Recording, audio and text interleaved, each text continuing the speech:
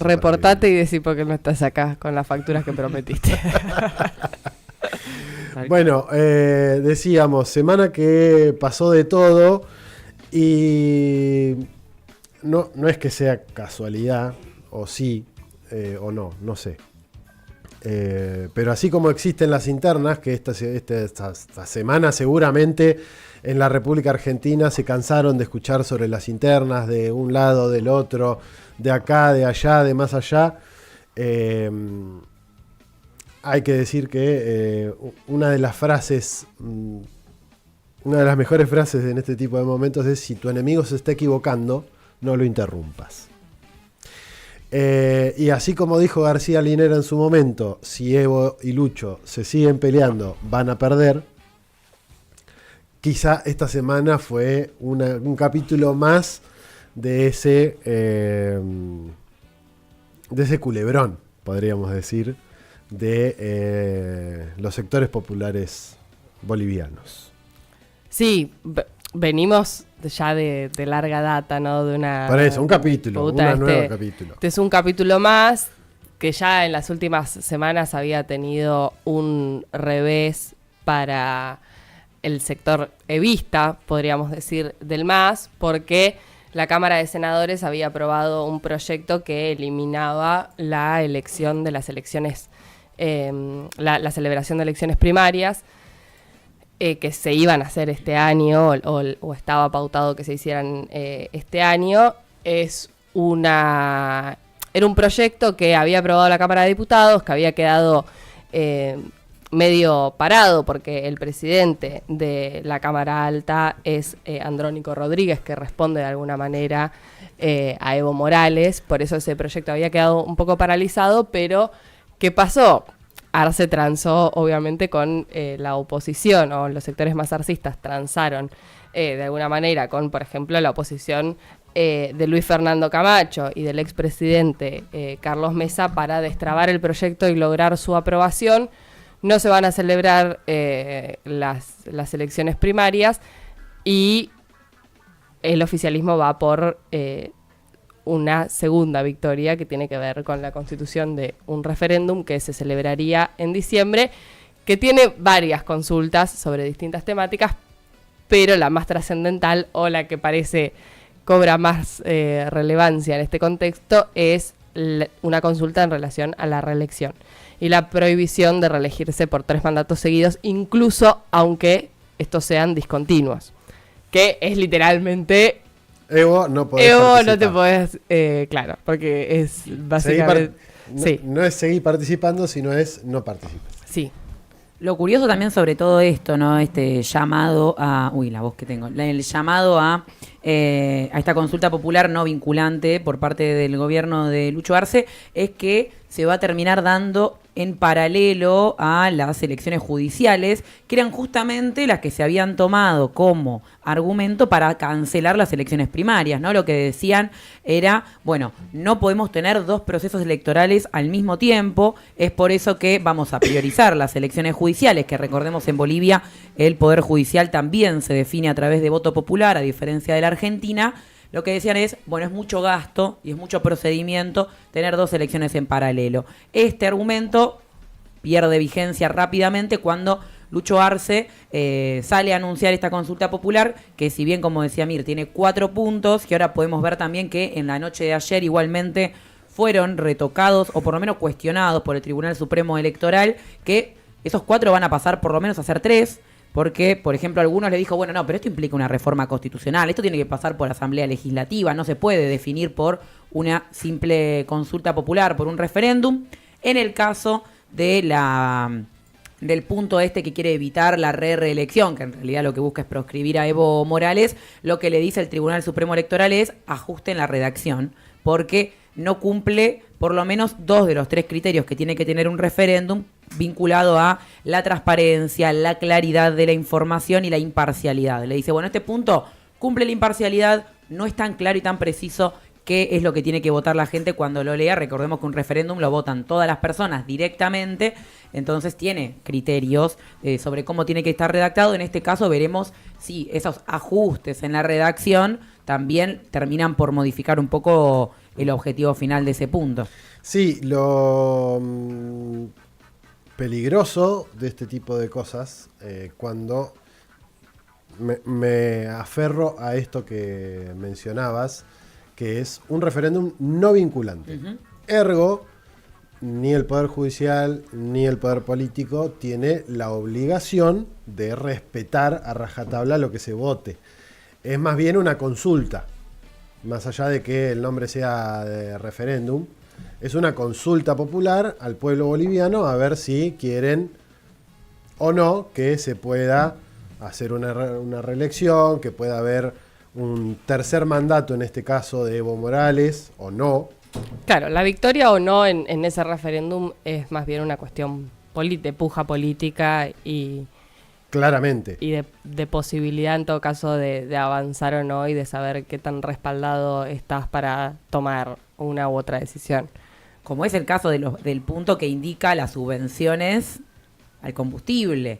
Lo que dicen desde los sectores evistas y del MAS eso es una definición que tiene que tomar un gobierno. Bueno, le puedes preguntar a la gente si quieren que se mantengan o no los subsidios al combustible, digamos. Es una boludez preguntar. Es una definición de Estado, digamos. Es una definición de gobierno, de economía, que en todo caso te tendrás que hacer cargo de las consecuencias de quitarle el impuesto, de quitarle los subsidios o aumentar los valores del combustible, pero en ningún caso, o por lo menos lo que da cuenta es que lo que está buscando el gobierno de Lucho Arce es cierto respaldo en cosas que no se anima a definir por voluntad propia. Sí, o que esas preguntas relacionadas a la subvención en el combustible también pueden tener que ver con una especie de acuerdo con otros sectores de los que necesita el respaldo, ¿no? Dígase la oposición y sectores quizás más ligados al neoliberalismo en lo económico.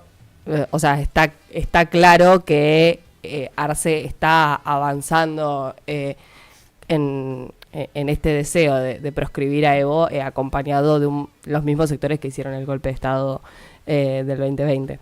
Del 2019, perdón. Y también no es menor, ¿por qué? Porque al menos desde hace un tiempo a esta parte, una de las cosas que se ha planteado respecto de la situación en Bolivia es la crisis económica que están viviendo precisamente producto de la falta de hidrocarburos.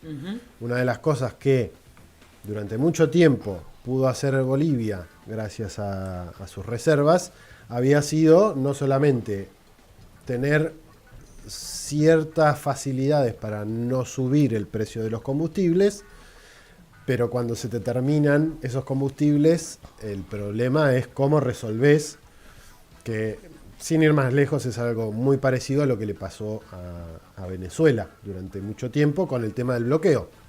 Cuando vos, por más que tengas mucho petróleo, la industria petrolera empieza a fallar porque no tenés un repuesto o porque no podés vender o por lo que fuere, o porque no tenés las refinerías para generar los derivados del petróleo, lo que te termina pasando es que terminás dependiendo de lo que puedan hacer otros en esa materia.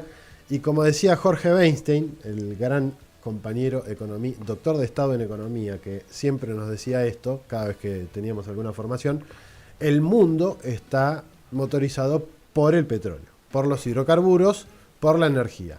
Quien controla los hidrocarburos, quien controla la energía, mayoritariamente tiene una gran posibilidad de controlar al sistema comercial o de producción. Bueno, en este caso, si no tenés autoabastecimiento, no tenés soberanía sobre tus hidrocarburos o te quedás sin, tenés un problema económico.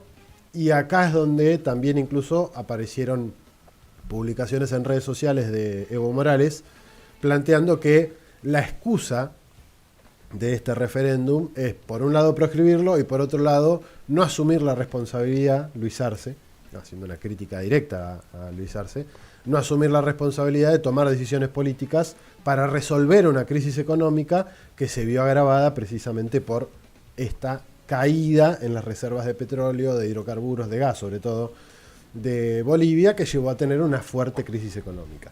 Sí, y después hay una cuarta pregunta que es la que me parece que va a volar o que estaría yéndose porque lo que dice el tribunal es, no, bueno, para esto no amerita ninguna consulta popular, tenés que esto va a... o haces una reforma constitucional que es ampliar la cantidad de asientos en la Cámara de Diputados. Esa sería la otra pregunta, es ¿por qué le vas a preguntar a la gente si quiere que haya más diputados? O sea, haces una reforma constitucional y listo, o sea, si se aprueba ya está. Y acordémonos que en este caso la consulta popular la está exigiendo el Poder Ejecutivo, que de hecho tenemos algunos videos de Lucho Arce anunciando en una conferencia y obviamente con su bancada, anunciando justamente este plebiscito, entre otras cosas. No la llama a consulta la Asamblea Legislativa, que es de última la que sí tiene la legitimidad a iniciar un proceso que esa definición después sea más vinculante a la hora de definir, por ejemplo, una reforma constitucional. En este caso, al convocarla el Poder Ejecutivo, como decíamos, es no vinculante y por lo tanto lo que se defina no es más que una opinión popular, no por eso tiene que tener consecuencias concretas en las legislaciones.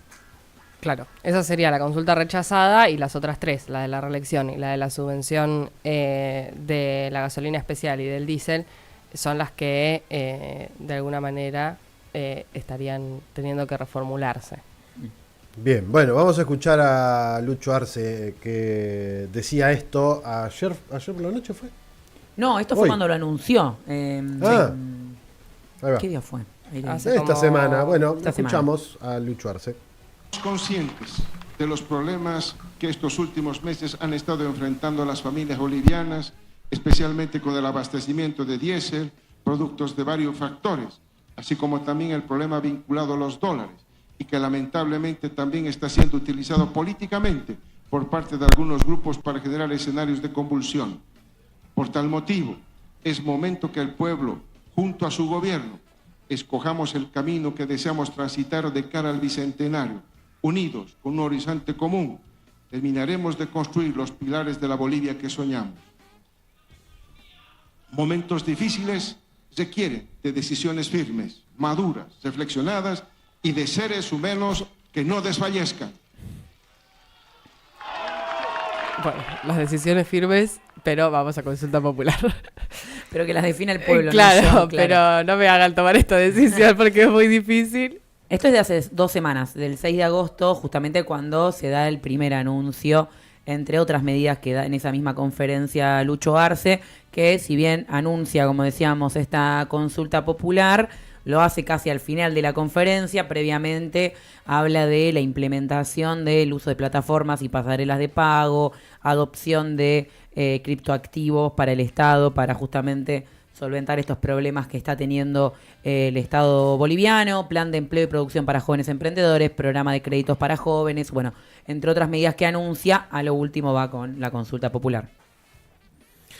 Un capítulo más, decíamos, de una cuasi guerra interna dentro de los sectores populares, cualquier similitud con lo que vivimos aquí en la República Argentina, lo que vivieron otros países incluso de la región, no es mera coincidencia, es producto de distintas cosas que no se hicieron en su momento, o que sí se hicieron y que generaron grupos de poder dentro de un mismo proceso, que de alguna manera es natural que eso suceda, porque son grupos de intereses distintos, pero que la no síntesis es la que termina llevando a situaciones de esta naturaleza, lo cual hace todavía más interesante el planteo en su momento de Hugo Chávez de decir: Nicolás Maduro es mi reemplazo, si yo falto.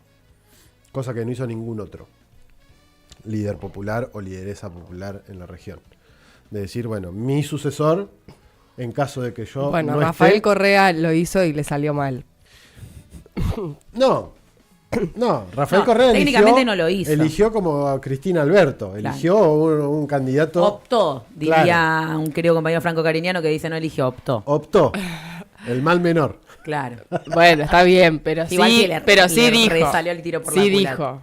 Y Lucho Arce también, técnicamente fue la opción Claro. de Evo Morales, cuando de hecho había otras opciones, digamos. Estaba David Choquehuanca, había otras opciones, y Evo Morales dijo, quizá también el problema, así como puede ser en Chávez un valor, un capital político haber elegido a alguien, en otros casos el problema sea que algunos líderes se arroguen la posibilidad de elegir sin tener un proceso democrático dirigentes, y que eso salga mal porque quizás a veces el pueblo tiene más razón que una sola persona. Sí, la diferencia... Depende del caso, me parece. Me parece que la diferencia es que Hugo Chávez dijo, él es mi reemplazo si yo no estoy más.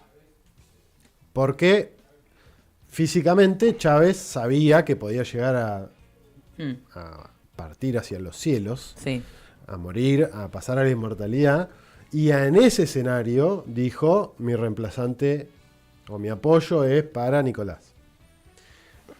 Y eso supongo que debe haber sido producto de una evaluación de muchísimas cosas. Desde ya. Porque, Y de muchísimos años también. sí, pero además no es menor el lugar que tiene Diosdado Cabello. Es quien maneja las Fuerzas Armadas, la Fuerza Armada Nacional Bolivariana. No es menor el peso que tiene Diosdado dentro de la Revolución Bolivariana. Podría haber sido Diosdado Cabello, que además venía de los sectores militares. Hubiese sido otro escenario seguramente a que si estuviese Nicolás Maduro, que viene de los sectores sindicalizados. Sí. Yo igual me animo acá a hacer un asterisco que me parece que también tiene que ver más con la construcción de un proyecto político que con qué figura va a continuar con ese legado. Me parece que en el caso de la Revolución Bolivariana podría haber sido Nicolás Maduro, otra elección podría haber sido Diosdado Cabello, pero estaba muy claro cuál era el rumbo, cuál era el camino, incluso con, digamos, todas las dificultades que tuvo que atravesar el gobierno de Nicolás Maduro, principalmente a partir del bloqueo genocida, ¿no?, de los Estados Unidos con Venezuela.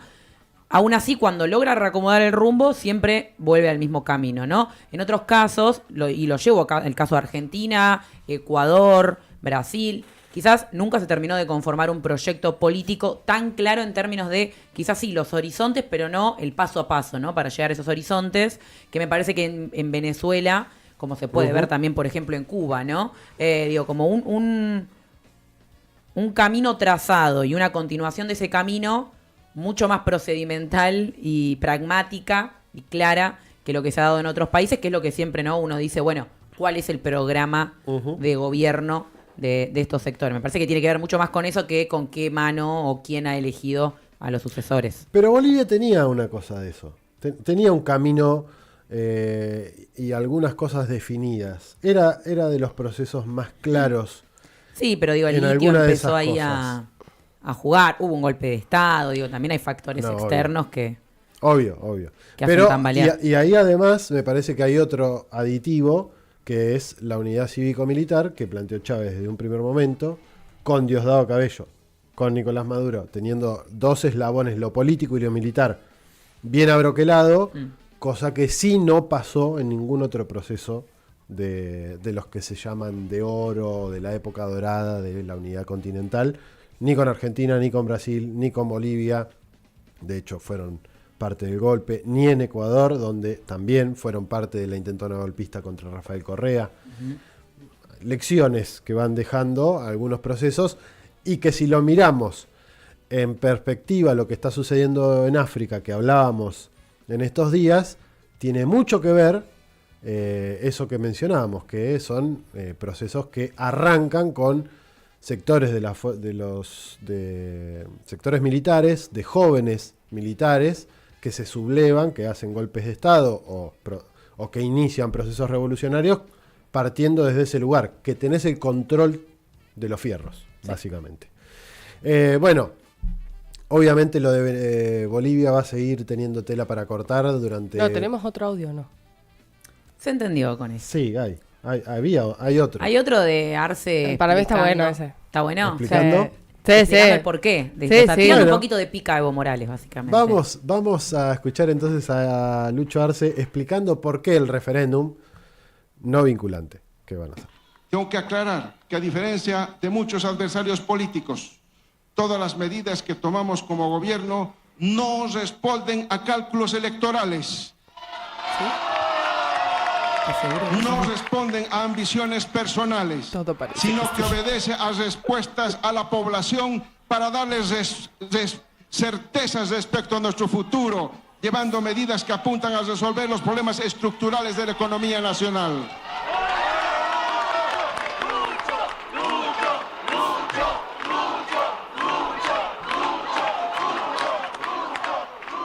Nosotros no estamos pensando en cálculos políticos ni en intereses electoralistas de corto plazo. Nosotros pensamos en el país, en el futuro, pensamos en esta y en las próximas generaciones, pensamos en el bienestar de las familias bolivianas.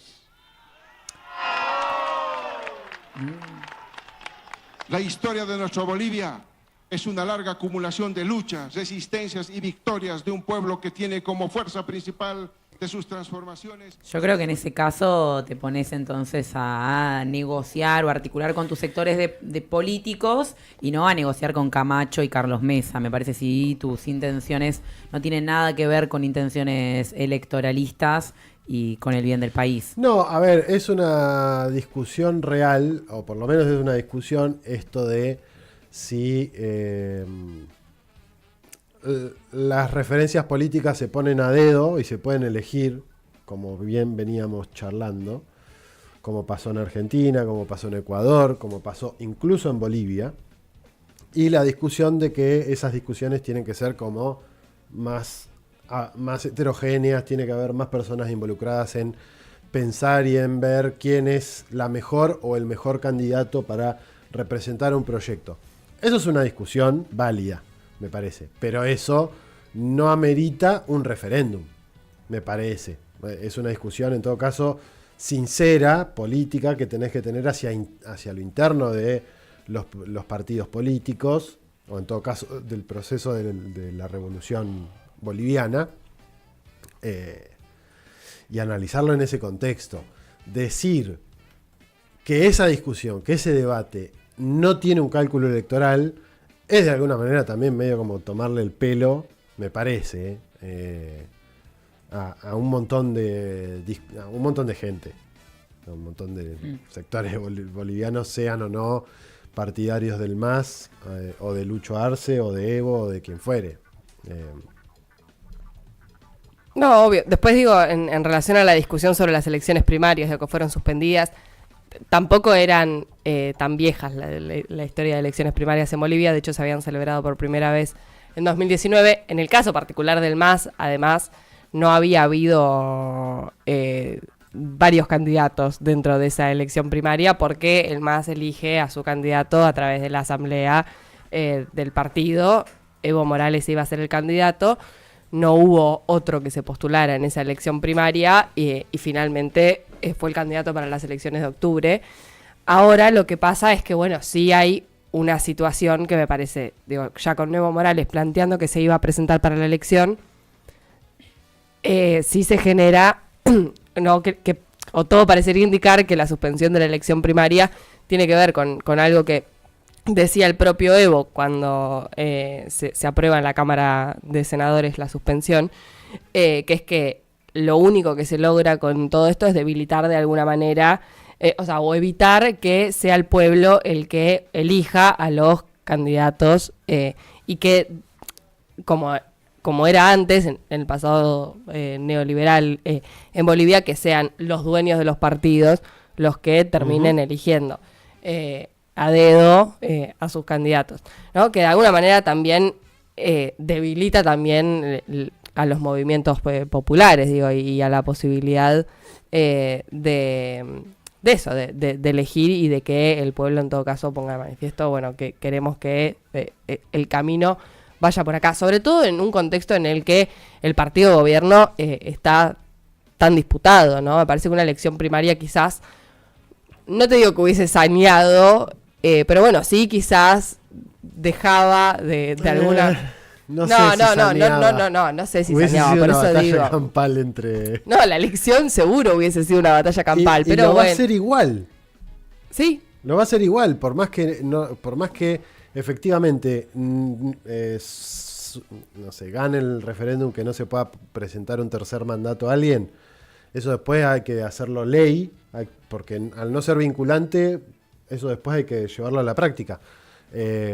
con alguna ley o con alguna modificación de la Constitución o lo que fuera. Sabiendo que tenés el apoyo de la oposición, digo, con muchísimas chances de sabiendo que eso que tenés de el que apoyo se de la apruebe. oposición, de un sector mayoritario obvio, desde en ya. términos de tu pueblo, pero también es parte de la discusión liberal, demoliberal de la política tradicional, de que una persona no puede estar Tal 2, 3, 4, 5, 10, 15, 20 mandatos, lo que fueren, porque eso es antidemocrático, porque cercena poder o qué sé yo.